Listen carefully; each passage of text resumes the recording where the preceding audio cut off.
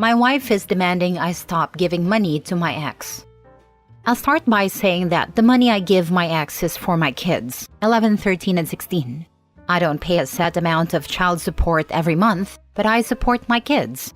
My ex and I worked out an arrangement, had lawyers look it over, and then filed those documents with the court. Our arrangement is legal. At the end of each month, my ex and I meet to discuss the upcoming month's expenses: rent, food, school, health insurance, extracurriculars. Whatever expenses are needed for the kids, we sit down and discuss. Some months, my kids need more. Some months, they don't. I also put money aside each month for emergencies. For instance, when my ex broke her leg, I covered her while she was off work. And when her mom died and she couldn't afford to pay for her and the kids to fly to her hometown, I covered for the kids. My ex goes the extra mile for me too when I need it. When my parked car was totaled by joyriding kids, she lent me her car until I got another.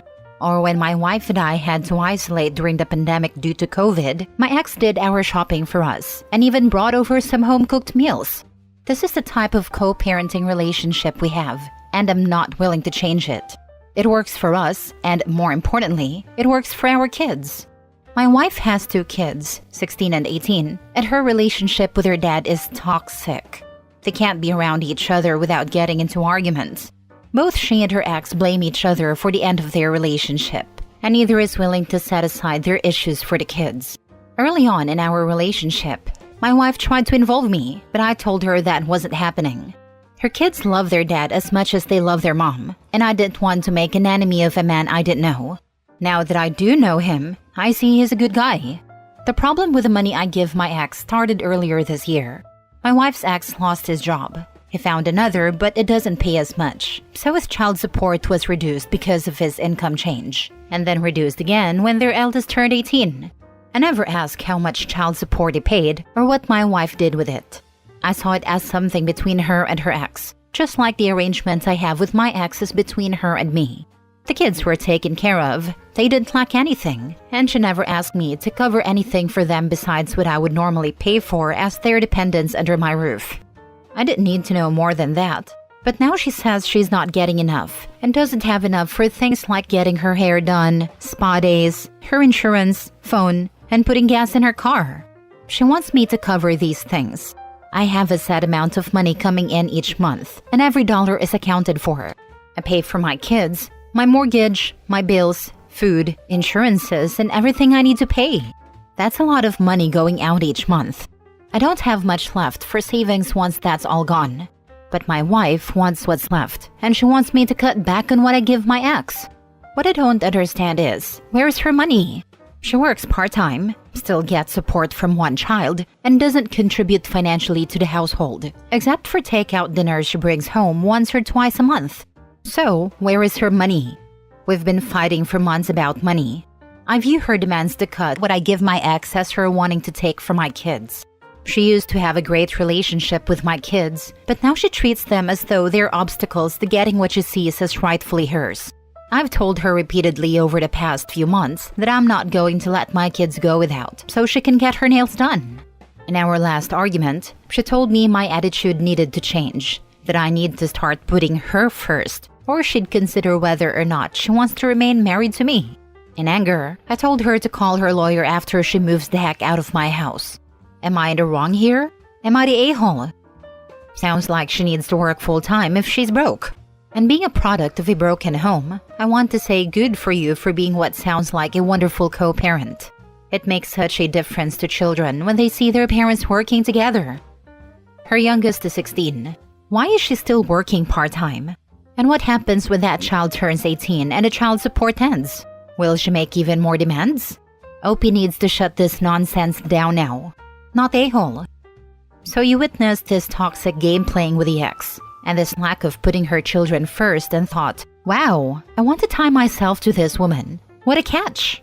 Now this absolute peach wants to destroy your frankly ideal co-parenting relationship and have your children go without for her personal gain? Yeah, no. You're the a-hole for marrying this example of poor decisions, but not the a-hole for being unwilling to cave other demands. I'm imagining how unpleasant your children's experiences with her and how it never had to be that way. Get the damn divorce and be more selective about who your children are forced into relationships with. Next story. Am I the a-hole for calling my girlfriend childish and telling her to leave after she intentionally destroyed a gift that I got from my little sister? My girlfriend Megan and I live together. She had a fight with her parents and asked if we could move in together, so we did. Not too long ago, I had to take my little sister in. I can't disclose much except to say that I was her only option. When Megan and I discussed my sister moving in, Megan didn't like the idea. She mentioned that I was too young to take on such a responsibility, questioned what would happen when we eventually have our own kids, and noted that our place was too small. However, she didn't outright say she had a major issue with it. I obviously couldn't turn my back on my sister, so I went ahead with it despite Megan's reservations. Although my sister has always been friendly to Megan from the moment they met, Megan remains indifferent, which sucks because my sister really admires her and enjoys talking to her. I just thought maybe they don't connect because of my sister's age.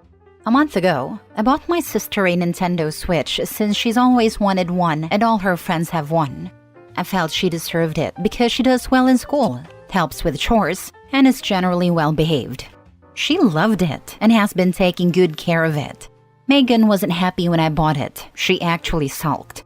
Megan would borrow the Switch incessantly, and my sister never said no, maybe because she felt pressured. But Megan would use it so much that it felt like it belonged to her. My sister never complained. She would just patiently wait for her turn.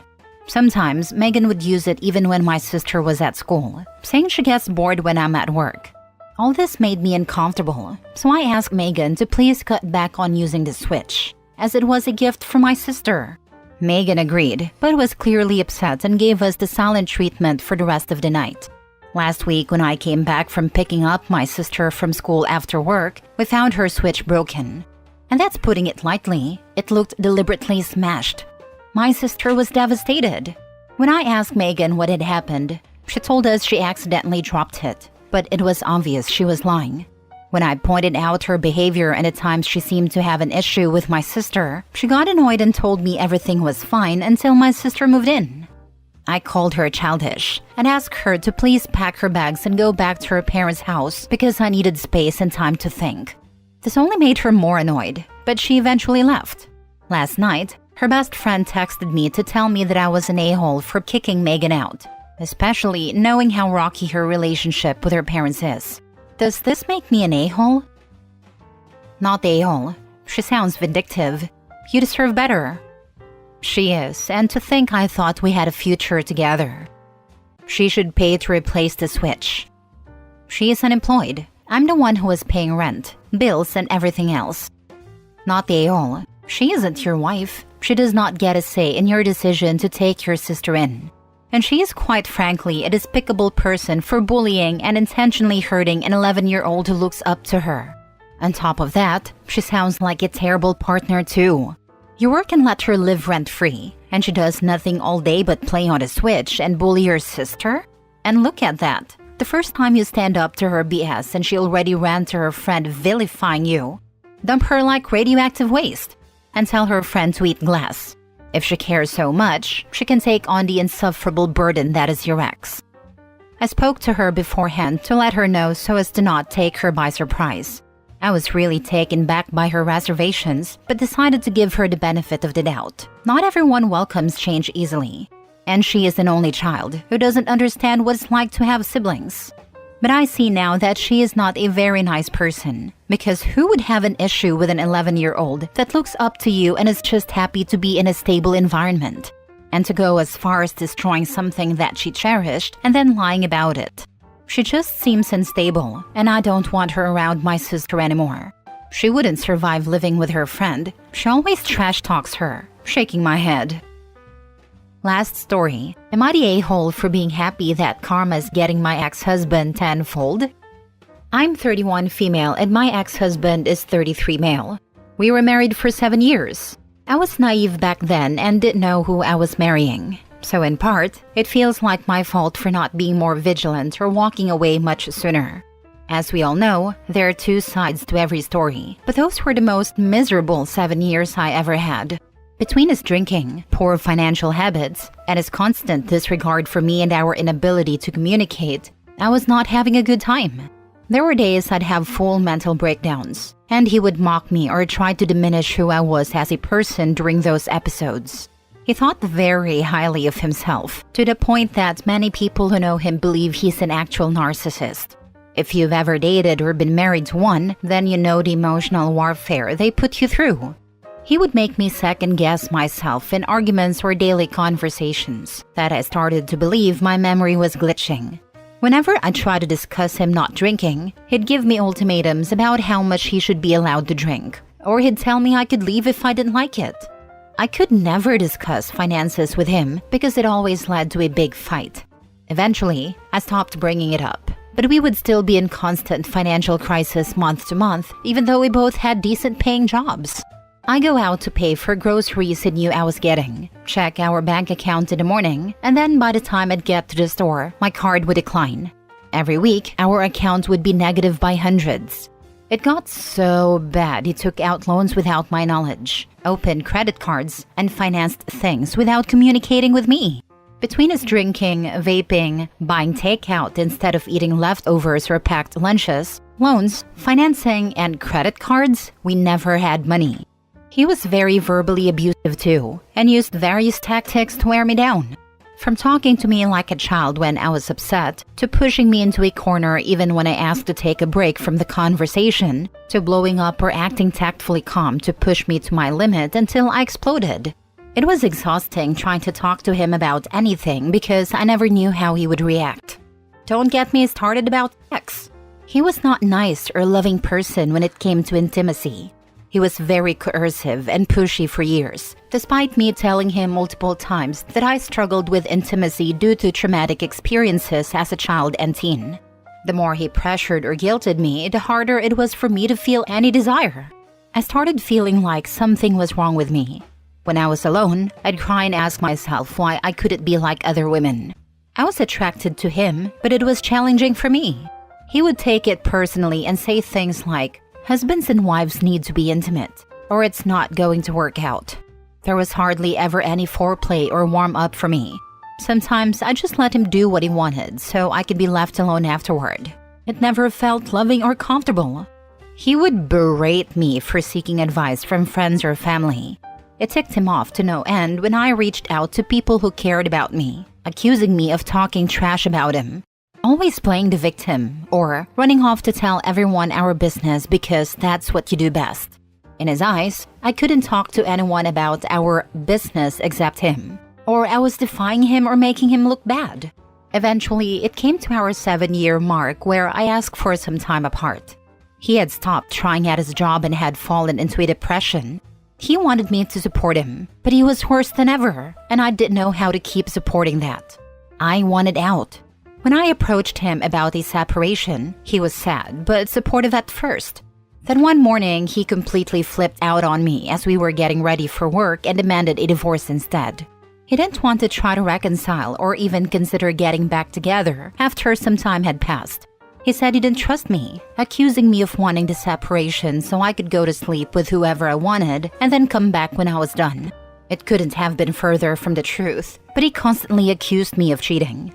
I, of course, cried and had to go to work like that, sharing our one vehicle that I paid for because he had destroyed our second car. So I endured an uncomfortable, emotional 40-minute ride to work with him, trying to keep my emotions in check for the day. It wasn't fun, but like with everything else, I kept going. In the weeks leading up to my moving out, I paid all the last month's bills in our home so he wouldn't have to. It was a nightmare. He would go from regretting me leaving to threatening me, cussing me out late at night over the phone, to being calm and forgiving again. Soon he revealed that he had slept with a coworker he was friends with while we were still married. I'd already been concerned about how close they had become over the last 3 years, with him confiding in her about our marriage and constantly defending and supporting her. I wasn't surprised, but I was still angry when he used it to rub my nose in it. Mind you, our divorce hasn't been finalized, and I had only moved out a few weeks earlier, leaving him with almost everything except my car. This relationship didn't work out. Shocking, I know, which led him to try coming back months later. When I denied him and made it clear it was over, he freaked out. He stalked my house, threatened me, harassed my family, and eventually I had to call the police on him. Since then, he got a better job, bought his own car, and planned to move out of our old house. He rubbed his new job in my face and told me he'd be fine without me. Recently, I heard he got his car repossessed, was evicted from our old house before he could move, lost his fancy job, and now lives with a roommate somewhere I don't know. On top of that, Aaron's, a furniture financing store, called me because somehow I'm still listed as one of his contacts. They were trying to reach him before taking him to court for theft because he hadn't paid a cent and moved without informing them. After all he put me through, I laughed myself silly. But a small part of my conscience still feels bad for him because he was someone I loved and spent many years with. Though in the end, he did me the biggest favor I could ever ask for by telling me he wanted that divorce. Thank God. Question. You listed a mountain of bad things that he did to you and then you say that he didn't try to reconcile with you, as though you wanted him to? Back then I did, but since being without him and going to therapy, I strongly recognize how unhealthy that was for me. Fully leaving an abusive relationship can be extremely hard when you feel weird attachments to the person. You're not the a-hole for feeling relief and even joy at his misfortunes. After enduring so much emotional turmoil, it's natural to feel that karma is finally catching up with him. You deserve to celebrate your freedom and the closure that comes with it. Your happiness is valid. Honestly, if joy were a crime, you'd be serving life without parole right now after all that emotional roller coaster. You deserve to ride this wave of happiness like it's the last ride of an amusement park OP. You didn't love him, you loved who he fooled you into believing he was. He was never that loving person. It was a mask, and after he had you, he took off the mask. What he did was deliberate and calculated, for his amusement and gain. Stop feeling any guilt, please. Not the a-hole. This is a good point. I definitely felt tricked for a long time and found myself arguing with him in terms of who he was when we first met, versus who he became shortly after getting married. It was always the way he truly was, and I couldn't see it. Small edit/update. I have since gotten an incredible job, a new car, and I live on my own. For years, he made me feel like I could never do it, that I wouldn't be able to stand on my own 2 feet without him or ever be independent. I was wrong to believe him back then, and he was wrong to underestimate me. I did not expect so much positive outreach, so thank you for that, everyone. It has been a roller coaster and a journey for me, but having so much support is such a beautiful thing. Thank you again a million times over.